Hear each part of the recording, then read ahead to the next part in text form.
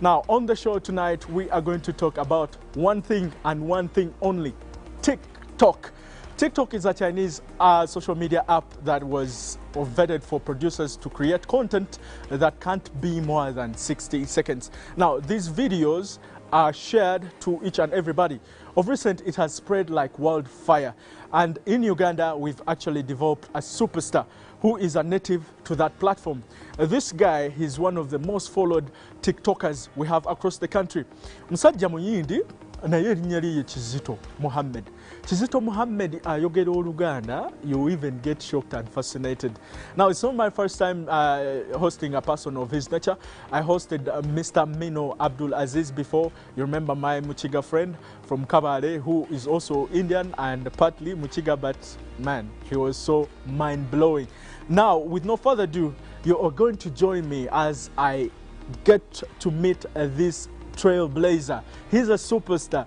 He's the most followed. His hashtag, he has told me that his hashtag actually has more than 17 million views. Stay with me. This is Chilling, the best of the good life. My name is Drago. Stay with us. Hello. Hello. How are you? Fine, how are you? Fine. Kati muyindi mbadde nsaba yo emitwalo ebiri. Sina sente. What? Naye kademu kange kana Uganda jo kanyanjude mu mikwano gye. Mikono gye mu kifo kya kumpa na kugamba kavubuka kalungi, kavubuka handsome. Manyi kye bagambe mugambe enjala etuluma. Naye bannange abawala. Bakana nkulage mukyala wange. Alali nze sina mukyala. Ndi single, nze nabagamba ndi single naye temukikiriza. No. You can't have that. Mjeva leko basebo de banyabo nze Muhammad wa TikTok ndoza buli omu ndaba ku TikTok nkola videos Oluganda era leero ndi wano ku UBC bampadde invitation and I'm so happy they invited me. So leero njagala kweyogerako mbawe ani Muhammad yazaalibwa wa ani bazadde be. So kantandike nze Muhammad nazaalibwa Jinja district mu Busoga nga 1996 nazaalibwa eyo nensoma paka class ya nursery. From that time, then we shifted to Kampala. My baby class, I started from this school, Jabaita Nachivu Blue Primary School, Kumpine, Tempo Yabayindi. So, I went attending baby class, top class, then Nengenam P1. So, my primary education started from here, Nachivu Primary School. I went to Sombira. Nalisi mani Luganda, when I joined, Nalinjogera Musoga Katono. So, Luganda natandika okurupikinga wano kusomero P1, P2, P3 wenatandika okuyiga Luganda nga musomesa agamba class monitor muno wandika abayogera vanilla speaking nze nali number 1 ku list. So Luganda nalubigira wano kati inze nasoma kuva P1 paka P7 when amala P7 nengenda ku secondary education called Kampala Secondary School nasoma senior 1 paka senior 6 sadamu okweyongerayo ku university ebyakusoma nabikowa nengamba kantandika okukola emirimu mfune sente kati ebyo byakusoma nabikowa unatandika okukola emirimu na joining awaliyo company ya factory ku Chambogo ey'emifaliso Royal Farm kuvolo sidanga mukusoma nagamba maybe in future I will continue with university or course yona naye ebyokusoma nze nabikowa from that time paka kati nze nkyakola emirimu. I'm working as a store supervisor mweyo company. Kati inze bulamu bwange bonna mpulidde wano mu Uganda, nzaliddwa wano mu Uganda. So India nagenda yako mulundi gumu nga ngenza okuvisitinga. Naye nze kye mbagamba life ya India si nungi nga wano ya Uganda. Wano Uganda osobola kulaba climate nungi, weather nungi singa eri India. Kyovula abayindi abasinga bavayo India bajja wano. Not abayindi tebava ne badde bonna bavayo ne bajja eno kivula abasinga balina business one. So nze preferring life ya Uganda no okusinga life ya India because everything in Uganda is good because Uganda is part of Africa. The person who inspires me in life is my mother. Mama wange yatulabira kuva buto, tata wange yafa twali tetulina kintu kyonna mu bulamu twali tugezako bugezi tetulina property tetulina business inheritance.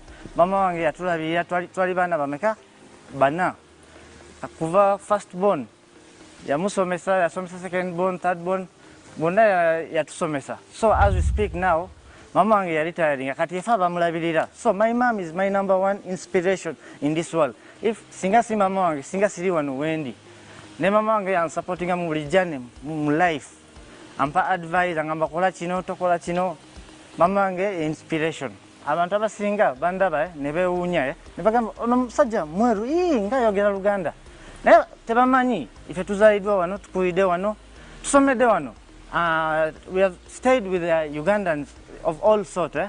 Ati ne batulaba mu kibuga nga tutambula nga tugenze kugulowa nnyanya butungulu kati nga mu wino last time waliwo nagenda kwa mu wino nga ngenze kugula nnyanya ne butungulu kati musajja okusayidi natandika okugamba laba buno busajja bwe butukwanira bukazi baffe ne mutunira ne seka ne ngamba sebo oyogede ki nagamba sebo manyi Luganda sore mbade simanyi nagamba mbade nsaga nagamba sebo temuda mutumanyira naffe tuli bantu wadde tuli bweru ne mwino tutwala nga abantu ebino bintu byobusosoze mubirekererawo but bano bantu tebamanyi. Some of us we have grown up ffe tukulidde wano mulekerawo otuwa busosoze si buli muyindi mubi mubeeramu abalungi.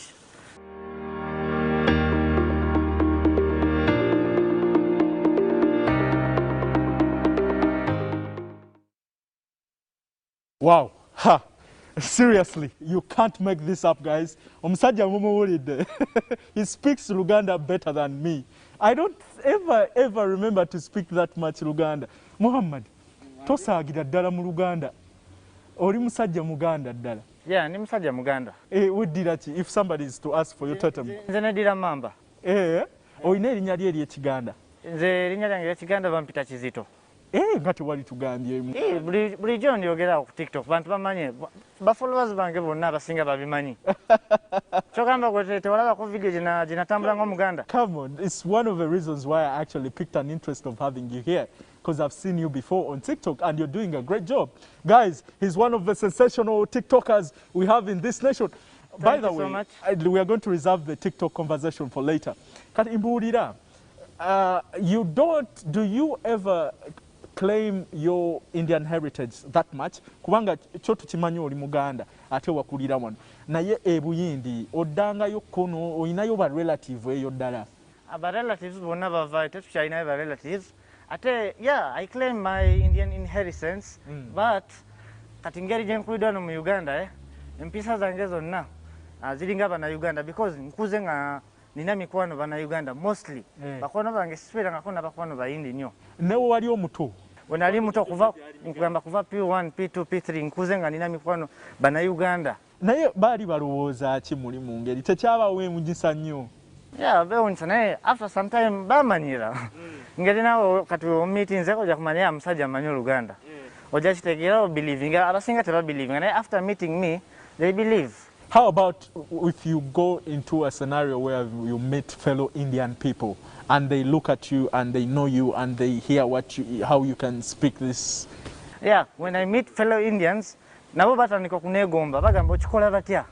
Naffe twagala kuyiga Luganda. Naffe twagala kufuna passport ya Uganda.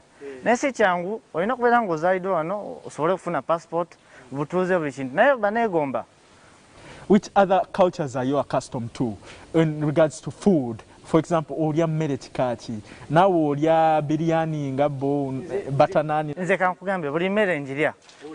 Matooke, mayuni, byonna mbirya, binyeebwa. Ne kamulali. N'emmere y'Abayindi byonna mbirya. Nze I can adapt to any environment where I go to. Okay. Kati kankuwa example waliwo nagendako mukono eyo mu kyalo nga ngenze ku mirimu company work nga tewali mmere. Mmere eriyo ya zino local foods bana bakazi abafumbira mu akatogo matooke kati nayingireyo okulya mmere bandi batandika okuntunulira ne bagamba investor alya mu buno bu restaurant agamba no problem mmere ebeera mmere not so. So you're actually Muslim? Yeah, ndi Muslim. So that means you eat meat? Yeah, nyama njirya okujjako embizi yose. Astagfirullah. Ogambye meat, anti ogambye meat, No, of course when I say that you're Muslim and you eat meat, I know pork is haram. Yeah? But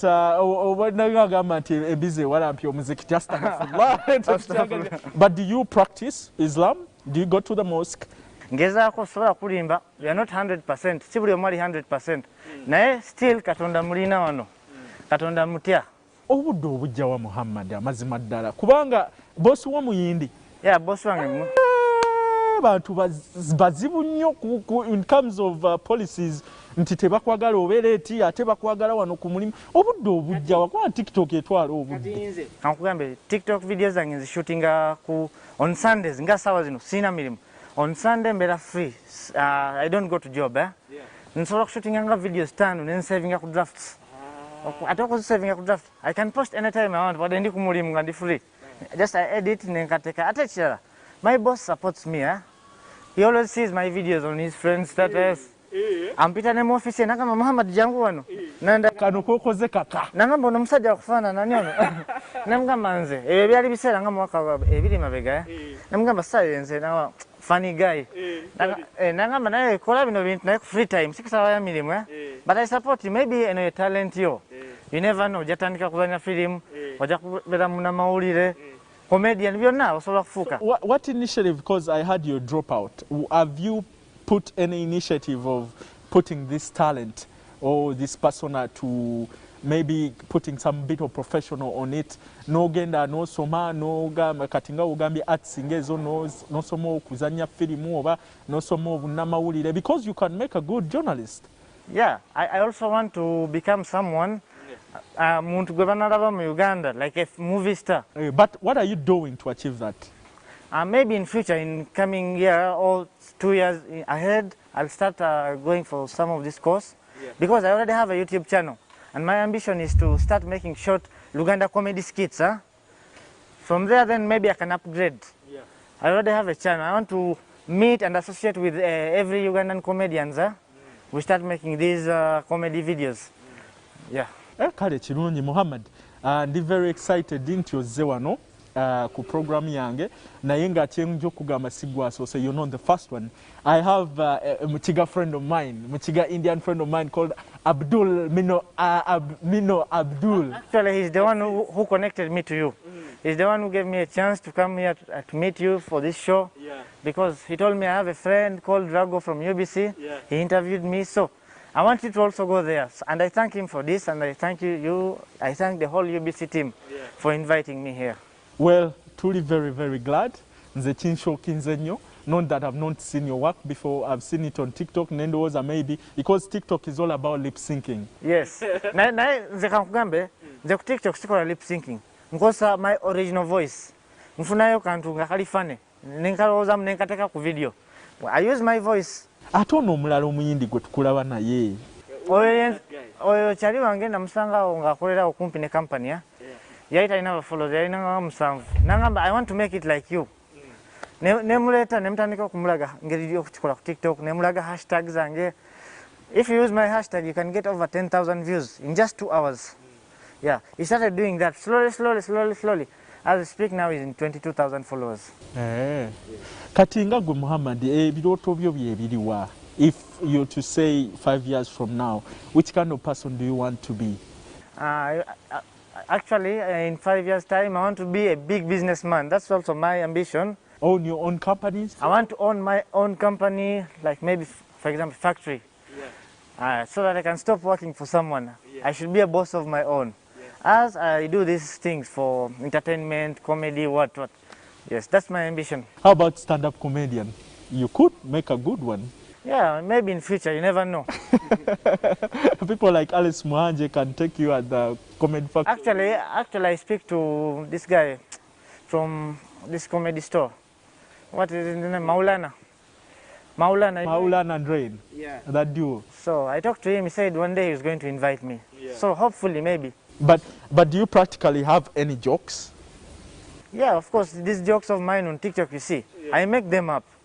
Most of the jokes I can think about ladies. Kati nsobola gamba omukazi ngaba tulira nnyo ssente nendowooza kintu nenkiteeka mu video nengamba abakazi bana Uganda bakyasinze okubeera abakazi balungi mu nsi yonna naye nsaba Katonda bawe ssente za data airtime ne transport ndowooza nfunayo ekintu nenkirowooza nenkiteeka mu video. I am creative, that's what I can do. I don't lip sync. Okay. So Mohammed, seriously, this is a very serious question. So let's talk more about prejudice. Eggwanga lino lye tulimu okimanyi nti obusosoze buyitirira. You've heard of a word called xenophobia? It's ever happened before. You remember the Idi Amin incident? Yes, I remember. Yeah, that was an example of xenophobia, and one as recently happens mostly in South Africa. Nti balaba omuntu ne bamujudginga ku kala ye ne bagamba they don't deserve to breathe the same air we're breathing or be in the same space we are. What is your message? What do you want to tell such kind of people? I think this kind of thing should stop because we are all one people. This thing happened long time ago, like the old years. Those were the primitive people, but for now as I speak, I think most of the people are educated. But I don't see the reason why this thing should still exist.